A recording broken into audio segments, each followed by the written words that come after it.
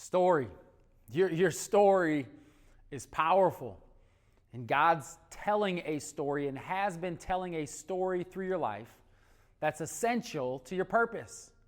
I mean, this is the diagram that we looked at early on that shows us that our gifts plus our passions plus our story ultimately lead to our purpose. We've been looking at gifts and we've talked about passions and now we're going to look at the story. Game changers are marked by a God-ordained story. I love the scripture verse in Proverbs, and it talks about how God works all things together for the good of those who love Him and are called according to His plan.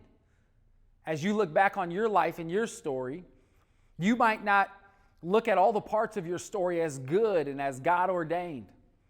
But I know this, having worked with hundreds and thousands of individuals, I know that looking at my own story, again, those points and parts of pain, of challenge, of discomfort, if I allow God to, He can use them for good.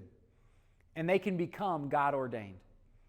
They say as people experience moments and parts of their life, whether it's good or bad, there are actually multiple things happening at the same time. It's not just the act or the moment that we're experiencing, but it's how we're interpreting or translating those moments. That's how we start to decipher and we start to create a narrative that we play over and over.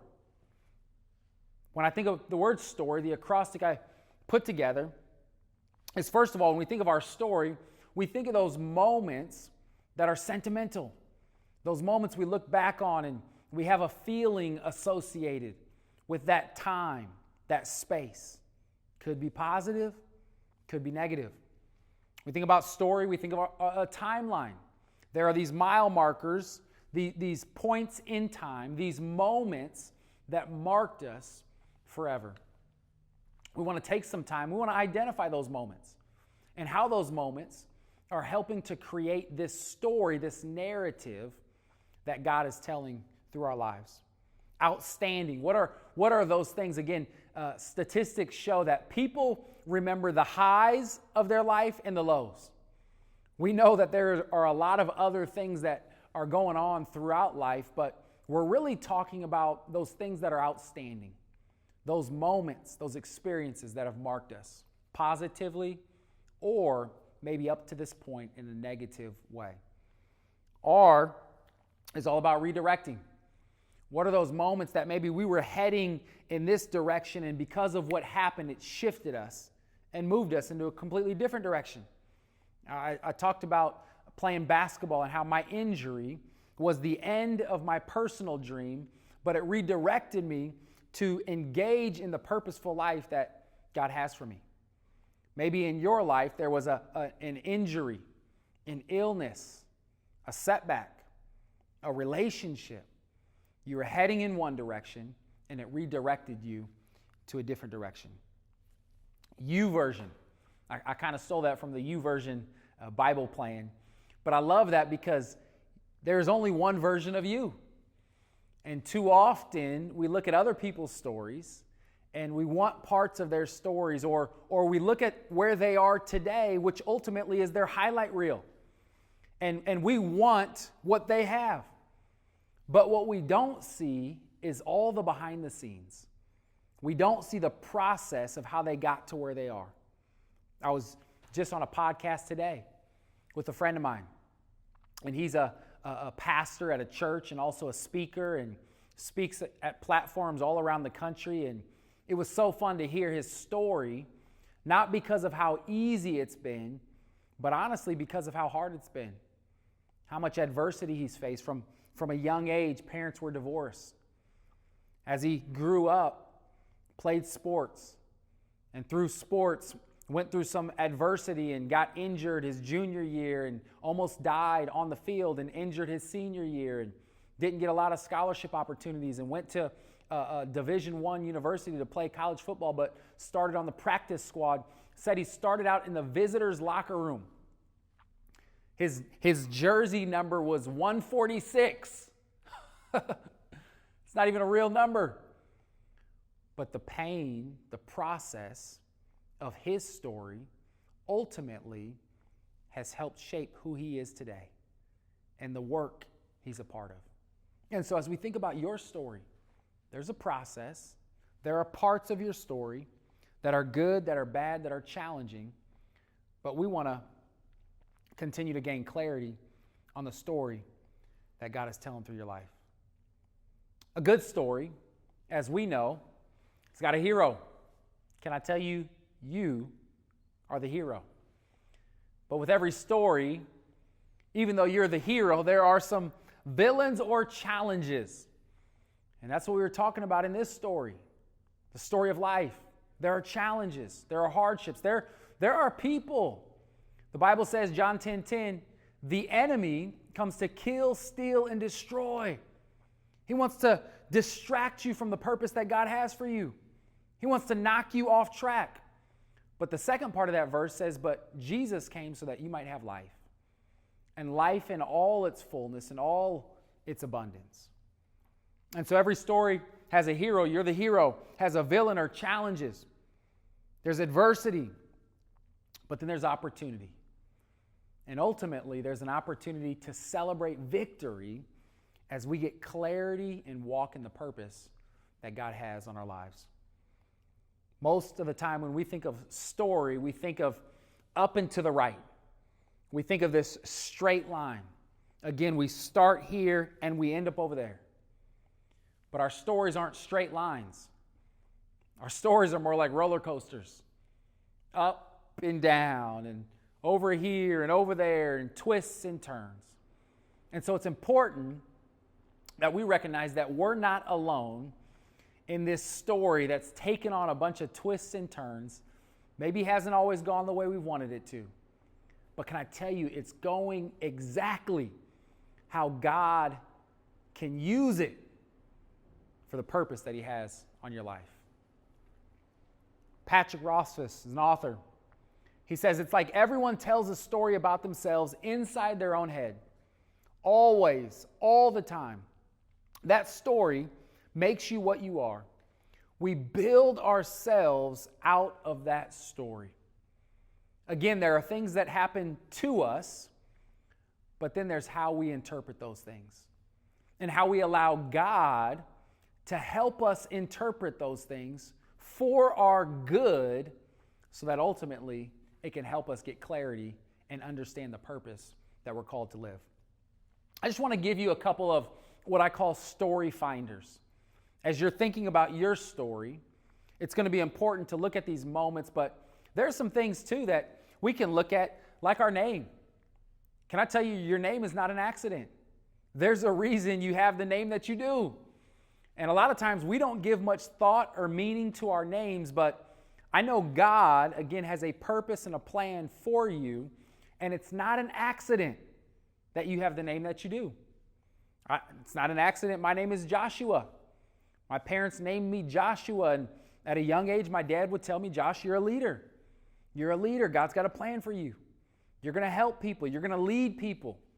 Lead people to the places, to the lands that he's promised for their lives, the purpose for their lives. It's not an accident that you have the name that you have. Numbers. I don't know everything about numbers, but I do know there are certain numbers that have certain biblical meaning. Are there numbers that are important to you? Are there numbers associated to your birth date? Are there numbers associated to whatever you're doing in life? Numbers matter, and numbers have meaning. And so just quickly, some things you can do to look into your story is, what's your name? What are some numbers? Nationality, culture. I'm half black, half white. My dad's a white guy from Iowa. My mom's African American from Washington, D.C. Biracial. Grown up in Omaha, Nebraska. My culture, who I am, my ethnic background plays a huge role into the purpose that I live out. My wife's half Asian, half Mexican. Our kids are mixed up. They don't have a box to check. But I believe that their culture, their ethnicity, will have a significant role in the purpose and calling that God has in their life. Same with you. And the last part is moments. What are the moments in your life that have marked your life and helped you get to where you are? What story is God telling through you? Here are a few questions that I want us to take some time to consider to get clarity on our story. Number one, what are the 3 most impactful experiences in your life? What are the 3 most impactful experiences in your life? Again, these are good and these are bad.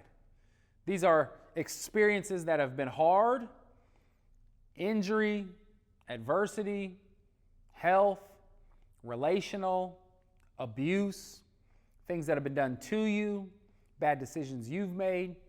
But then also, these are incredibly powerful moments. Maybe it was marriage. Maybe it was you got an opportunity to pursue a passion that was in your heart. Maybe it was somebody spoke life into you and it shifted how you see yourself and ultimately where you've landed. How have those experiences shaped you? Based on the experiences we've had, the moments we've had, those experiences expand us.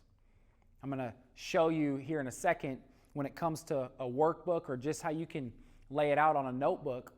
But you write down those experiences and then you start to identify how those experiences have expanded us. The last one is who are 3 people who have impacted your life. It's important as we look at our story to not just look at what, but to look at who. The people in our life who have marked our lives, number one, they've helped bring clarity to who we are. But number two, a lot of times they're a reflection of who we feel called to become. Those people that have been most influential in our lives, we can look at their life and we can see things in them that we would love to embody. And so as we look at those people, we're asking the question, number one, who are they? But number two, what do they have? How are they wired? What is it about them that compels me to want to be better? That compels me to want to make a difference? Experiences, expansion. You write down either on a paper or through the workbook. On one column, you've got experiences. The other, you have expansion. And right here, you write down, this is the experience I had. Man, I dealt with this injury in college. This is how it expanded me. God used it to really get my attention. God used it to say, Josh, there's more to life than basketball. I've got a plan for your life, but it happens first and foremost when you serve me 110%. And then as you start to obey what I ask. So in your life, I'd love for you to take time to write down 3 to 5 experiences. And then take some time to think about, how did those experiences grow me? How have they shaped me? How have they marked me? How am I different because of them? A good friend of mine, Sam Collier, he's a pastor of Story Church, and he wrote a book called The Greater Story. And his message is summed up in this quote. It says, when your story connects with God's story, it creates a greater story. Can I tell you that you have a story that's been marked by a variety of circumstances and experiences? But ultimately, it can be God ordained when you allow God to intercept your story. And when you start to process your experiences through the lens of God's purpose for your life. I want to encourage you, take some time, answer the questions, and start to recognize your story is not an accident. It's on purpose because God has a purpose for you. And when our stories collide with God's story, it creates a greater story. And when our story collides with our passion and collides with our giftings, oh my goodness, we're able to contribute to the world and make a difference in the ways that God has equipped and designed us. Your story is powerful.